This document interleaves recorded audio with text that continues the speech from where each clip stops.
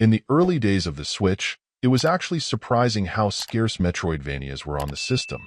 While there were some outstanding ones relatively early on, it took quite some time for there to be a fairly diverse roster.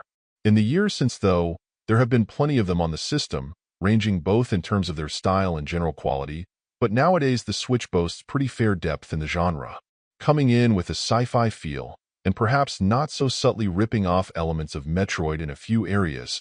We now have Mars 2120. Sent to investigate a distress call from a Mars colony, you'll predictably find out that the situation is a mess, and with your skills, wits, and an ever-increasing arsenal of elemental weapon modification, it's up to you to sort things out. While the Metroidvania genre obviously has games that will leverage elements from Nintendo's iconic series, I can't say most do it quite so blatantly, though unfortunately without anywhere near the same commitment to polish and overall quality. Right out of the gate, I was frustrated by the fact that there was nothing to indicate what your capabilities were, or how to use them. While the stock melee attack was predictably there, it wasn't until I simply started trying every button that I figured out I also had a ranged weapon attack. Even then, it wasn't until I got more desperate and tried using the right joystick that I found out you could aim with it twin-stick style.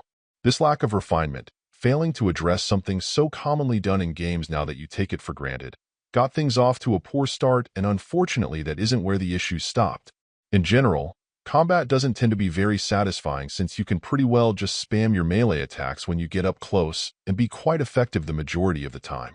Your upgrades, more often than not, will just help you acquire skills you'd normally think would be part of your arsenal by default, but I suppose that's fine even if disappointing.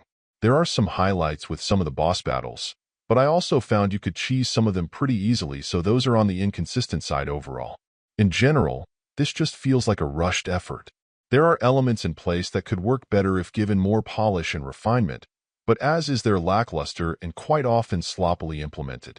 The fact that it works so hard to directly mimic elements of Metroid also doesn't help, since that inevitably invites comparisons, and this isn't an effort capable of rolling at that level. That leaves you with an experience that perhaps people who simply love to play anything in the genre may choose to choke down at times and tolerate, but that would get placed behind plenty of other indie efforts in the genre on the Switch that simply do it all better. Overall, my final score for the game ended up being a 6.5.